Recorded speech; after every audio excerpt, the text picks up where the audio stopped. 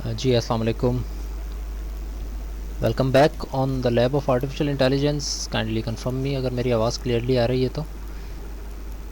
And today we are going to start with another kind of problem. Family tree के अंदर बस अब relations ही हैं जो कि आप और डिफ़ाइन कर जितना करना चाहें, जितना ज़्यादा डिफ़ाइन करेंगे उतना ज़्यादा आप आगे चल सकते हैं और उस प्रोग्राम को ज़्यादा अच्छा बना सकते हैं।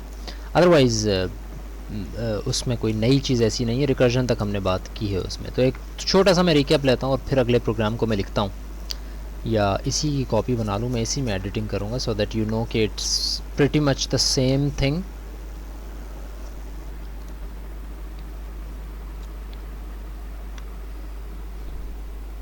या सो यहाँ तक हमने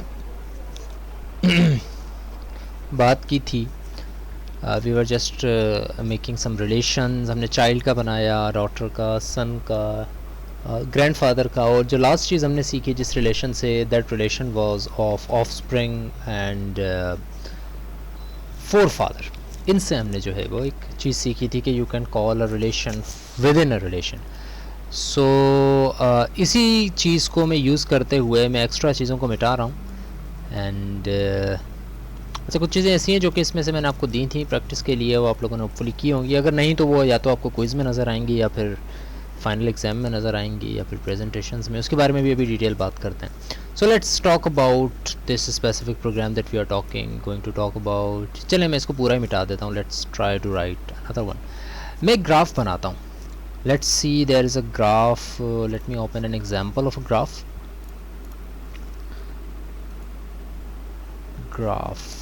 example image. Let's see.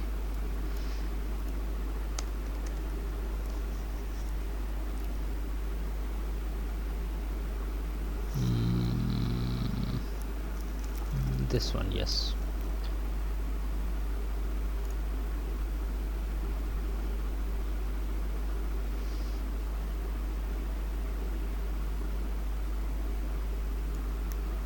Let's consider this graph.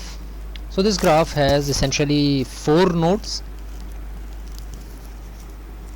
इस ग्राफ को मैं इम्प्लीमेंट करने लगा हूँ अब प्रोलॉग के अंदर। बड़ा सिंपल तरीका है, बस उस तरीके को मुझे सिखाना है आपको और उसके साथ खेलना और उसको इन्हांस करना वो आपके ऊपर है, आप जितना चाहें कर सकते हैं। So there are essentially 4 nodes, red, white, green and blue. ये 4 नोड्स हैं इसके अंदर। Let me see if I can show this on one screen.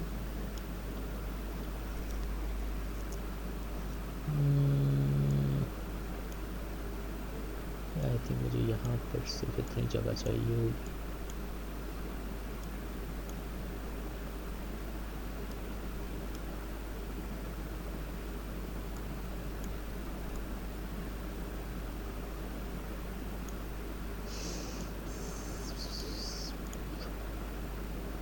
Some technology things even I don't know.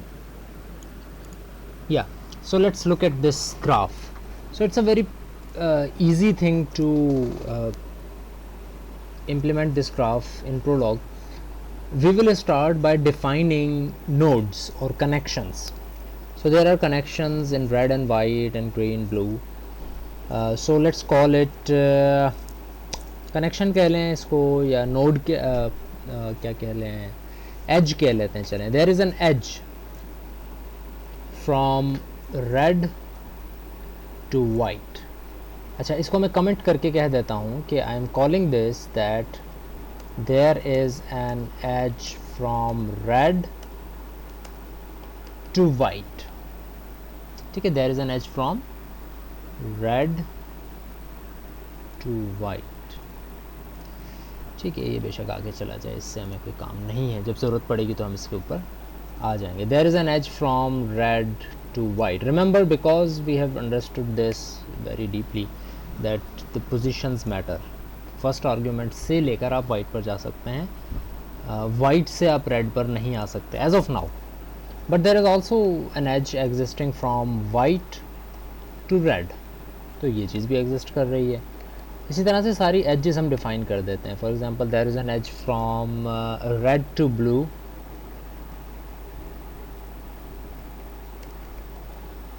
There is an edge from green to red. Help me out if you think that I might be missing some. Green to red. There is an edge from blue to green. There is an edge from white to blue. There is an edge from green to red. लिख चुका हूँ मैं. I think यही सारी हैं.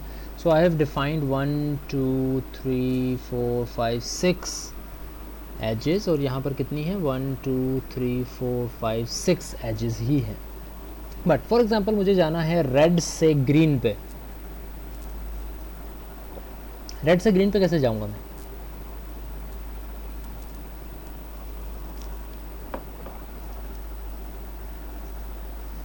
या in other words if I ask Prolog के red से ग्रीन पर मुझे जाना है, एज बताओ, तो वो कहेगा फॉल्स, क्योंकि कोई एज नहीं है जो कि रेड से ग्रीन पर जा रही है, रेड से वाइट पर जा रही है, रेड से ब्लू पर जा रही है, लेकिन रेड से ग्रीन पर कोई नहीं जा रहा.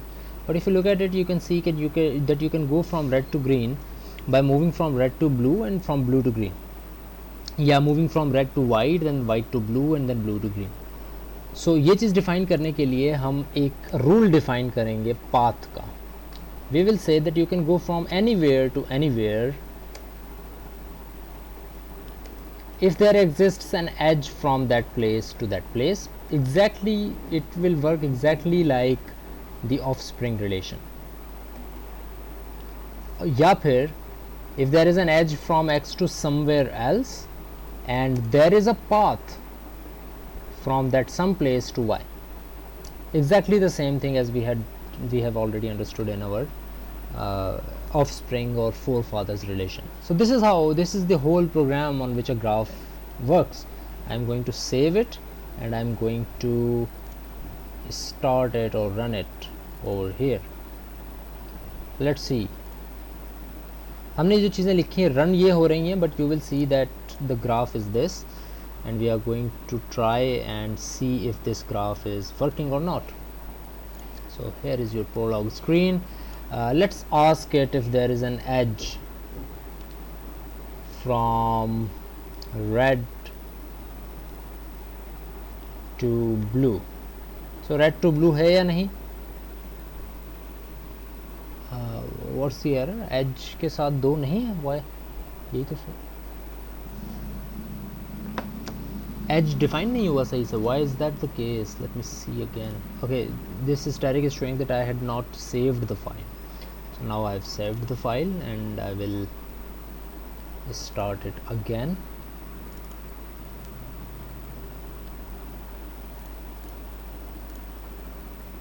So there are a few errors are not together in the source file.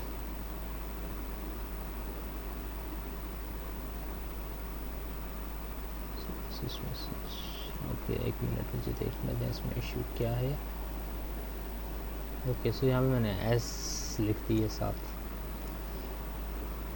just some mistakes. Let's start it again. This is the graph, this is the prologue window.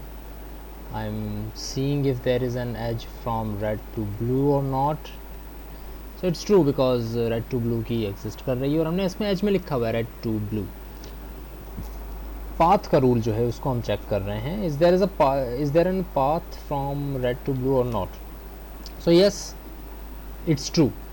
अच्छा, अब remember कि यहाँ पर मुझसे एक दूसरा क्यूरी मांगने से पहले ये कह रहा है कि ट्रू के बाद एक और जवाब भी है.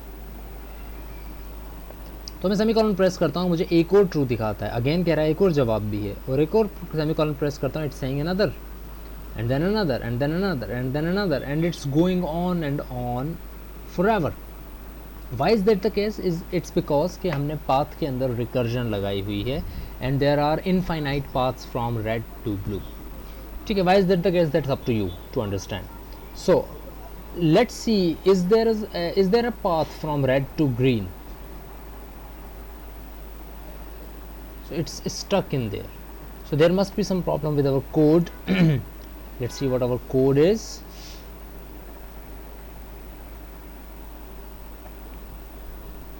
या 1.0 GB की इसने स्टैक ग्राफ बना लिया था इतनी देर में and then it exceeded the limit. So what we are saying is there is a path from x to y if there is an edge from x to y. ये तो हमारी ending condition होगी. Now we are saying there is a path from x to y if you can move from x to some place z and there is a path from z to y. It seems all right to me. Do you see any issue here? ज़रा इसको एक दफ़ा और देख लेता हूँ. What is the issue? What might be the issue here? And then I'll come back.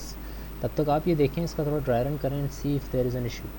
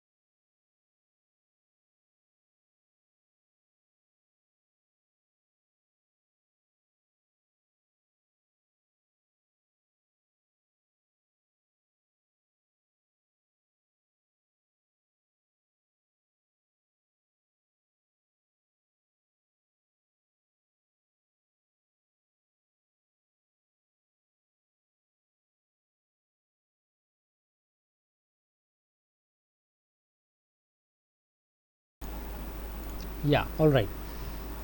So it matters where you put the edge thing and the path thing, obviously, because अगर आप edge को पहले लिख देते हैं, यानी कि पहले path से source से define करना शुरू हो जाते हैं, तो वो फिर path के अंदर recursively चलता रहेगा.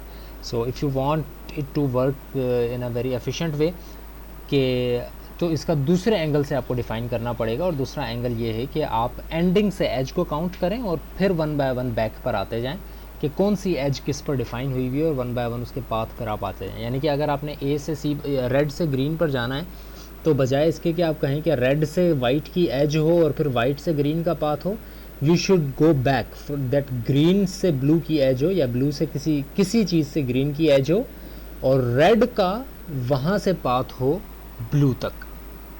सो जस्ट एंगल डिफरेंट है कि आप किस एंगल से सोच रहे हैं. First angle was creating some issues because of the cyclic nature of this graph, क्योंकि this graph is a cycle. Red से आप वाइट पर आएंगे, वाइट से ब्लू पर आएंगे, ब्लू से ग्रीन पे और ग्रीन से रेड पे. So in order to avoid that situation I will just remove, ताकि मैं उसी तरीके से लिख दूँ जिस तरह से मैंने आपको समझाया था फर्स्ट टाइम. कि मैं उसी तरह से Z to Y पर जाना चाह रहा हूँ, जो कि मैंने आपको समझाया। बस मैं इसकी साइक्लिक नेचर ख़त्म कर रहा हूँ, यानी कि मैं ग्रीन से रेड वाली जो है ये हटा देता हूँ ताकि मैं इसकी साइक्लिक नेचर ख़त्म कर दूँ, सो दैट ये इनफाइनाइट लूप के अंदर ना फंसे। सो अब मैं इसको रन करता हूँ and let's see, hopefully there will be some betterment in this. No, again it's creating a lot of issues.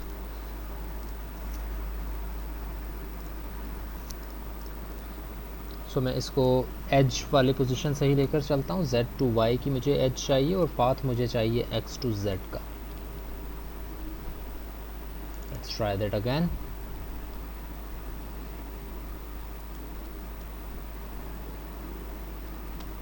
या सो रेड से ग्रीन का पाथ अब ये बता रहा है, और अब इसकी साइक्लिक नेचर जो है वो मैंने ख़त्म की है, ताकि आप रेड से ग्रीन पर अगर आ गए हैं तो फिर वहाँ से वापस ना जा रहे हो आप, यानी कि एक साइकिल क्रिएट ना हो रहा हो। Although there is still a cycle कि आप रेड से ब्लू पर आए, ब्लू से वाइट पर, और इधर वाइट से रेड पर, red to blue, blue to white, white to red.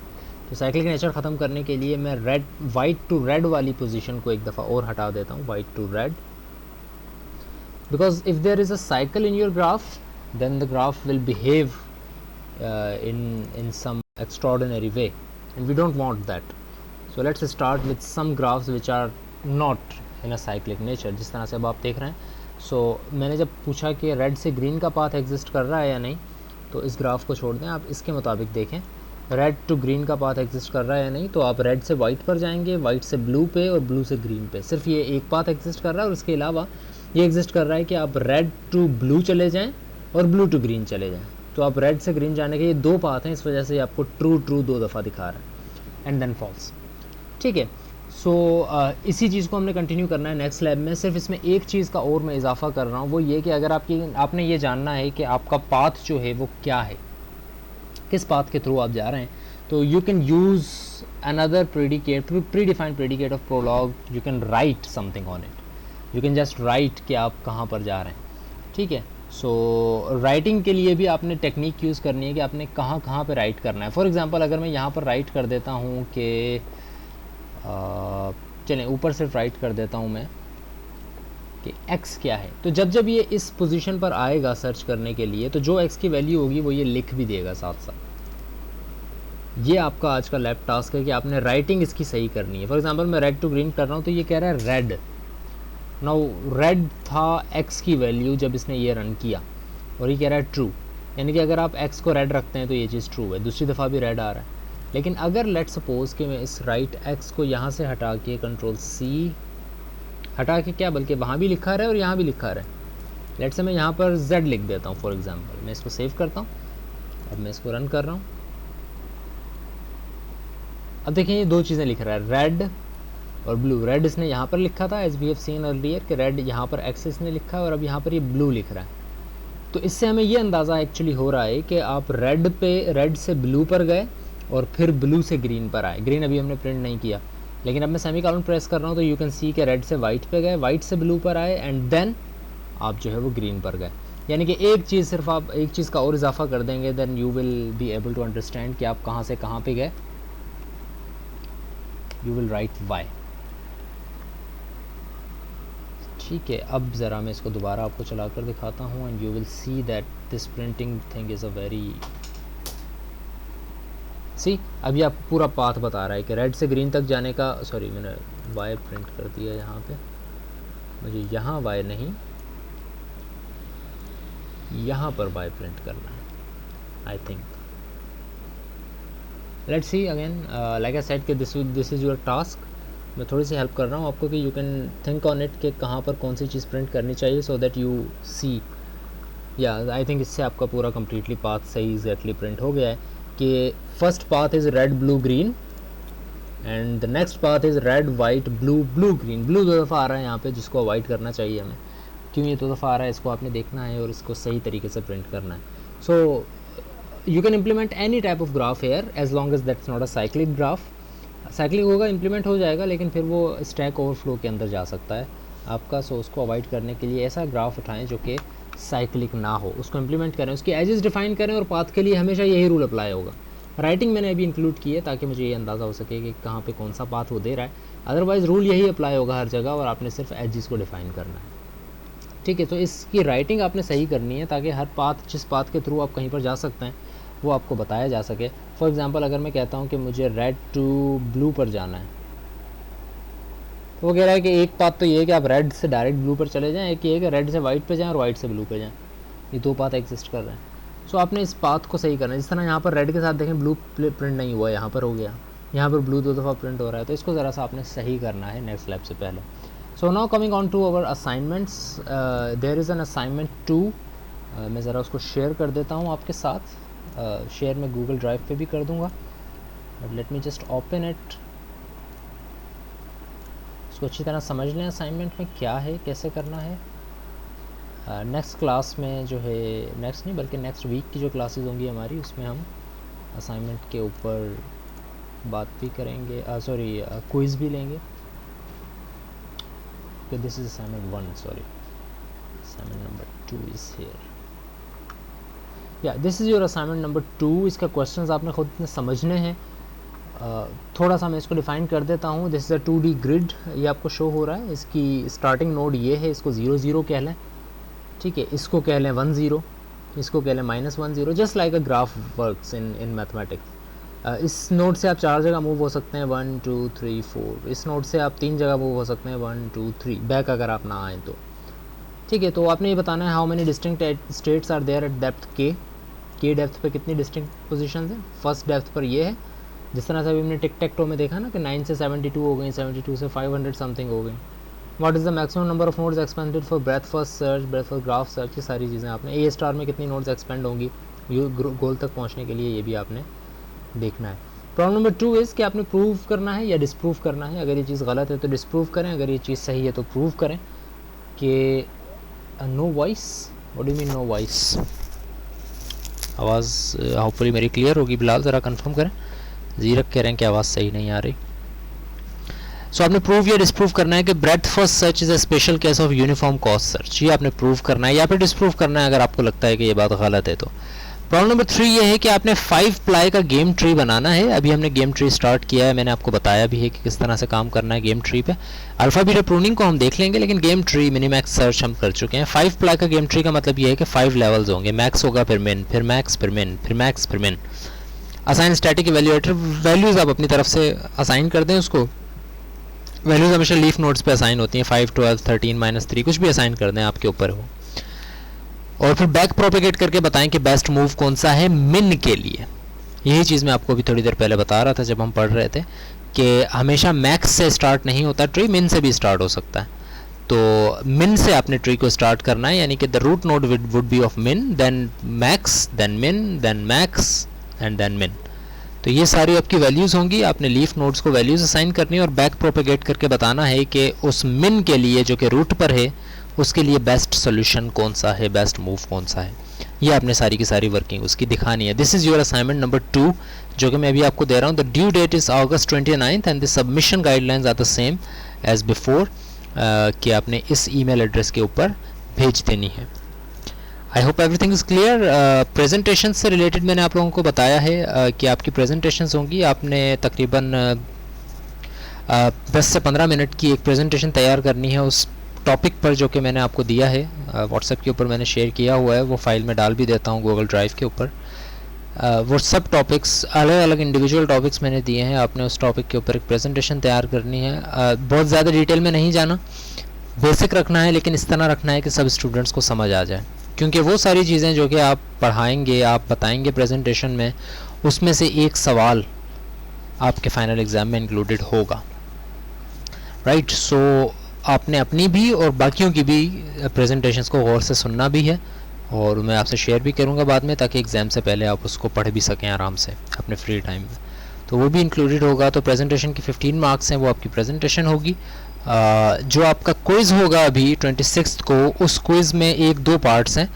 वो क्विज़ न सिर्फ थ्योरी का क्विज़ है बल्कि लैब का भी क्विज़ है, ऑब्वियसली, क्योंकि लैब की असाइनमेंट्स उस तरह से रेगुलरली हम नहीं ले सके और प्रोजेक्ट का भी ऑब्वियसली इतना ज़्यादा टाइम नहीं था।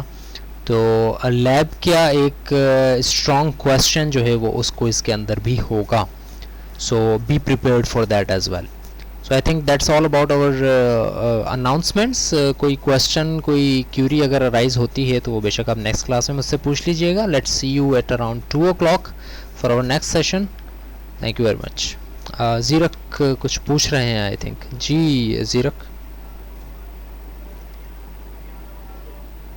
कहें, आप अनम्यूट कर सकते हैं, अभी आपने हैंड रेस किया था. Alright, if there's nothing, so I'm ending the class. Let's see you guys back at 2 p.m. Thank you very much.